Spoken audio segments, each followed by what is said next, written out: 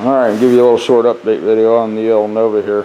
So I got the front end all untaped and painted. I had to detail all the little hardware pieces because it was all wanting to rust, everything that was uncoated. So I brushed a little paint on the bolts, painted the tops of the ball joints there. Had to repaint the caliper brackets, had to put a little paint on the new rotors, they started to rust. I got the new master cylinder mounted up there. I need to get a proportion valve and some brake lines. Somebody had sent me a proportion valve at one time, but I don't know if it's for manual brakes or for power brakes. I don't know where it's at right now. I have to dig that up and show it to you guys and see if you can tell me what it's for. Can't remember who sent it to me. So I'm gonna mount the wiper motor next. I got from Chris, and I got some linkage pieces from Matt. What are you doing in here, cat? Go on. Here's the inside of the car. I got the floor done. Go on. Anyway, that's what that looks like. Looks a lot nicer now. Start cleaning up the dash next. That's what it looks like now. I'm going to repaint all that stuff and detail the instrument cluster. Find the steering wheel.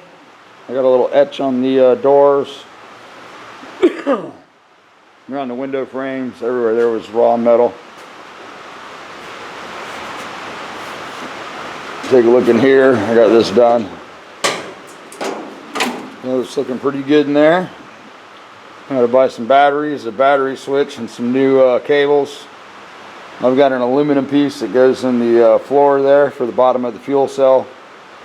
We're going to run a fuel cell on this because the springs are moved in, and when you move the springs in, it doesn't allow you to run the stock tank anymore. So that's what's going on. I'm going to keep it sort of short, but I got the floor done, got the trunk done, and got this wheel well done over here.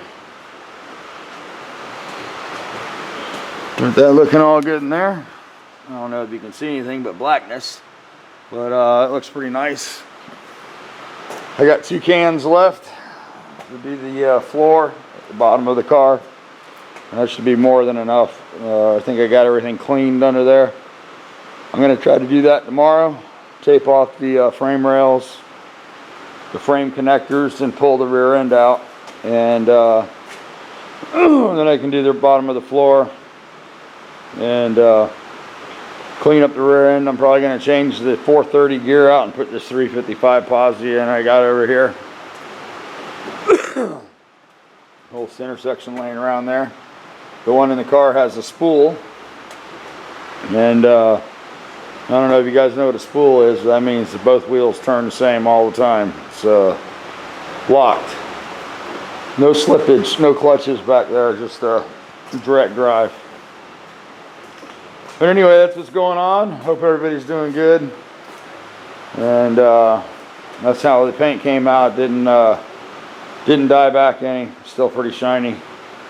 So we're gonna live with that. I gotta get a piece of aluminum for over here and mount the MSD and all that stuff in the inside of the car on that piece of aluminum. And I'm gonna mount the Ford solenoid over here on this side of the firewall and all that good stuff.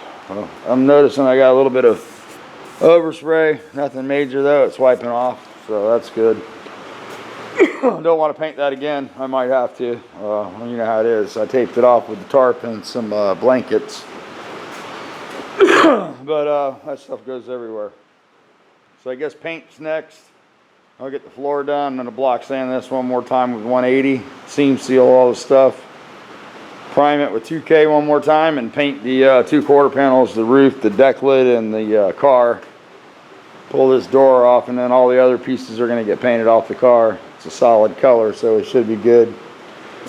Got my flex plate in today. Oh yeah, 168 tooth FSI. I had one of these explode on me when I was younger. I told a little bit of the story.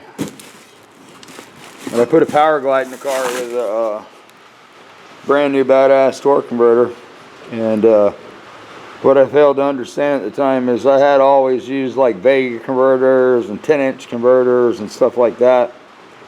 I bought a JW converter for like 800 bucks, and torque converter multiplies the torque, and the smaller the torque converter, the more it multiplies that torque.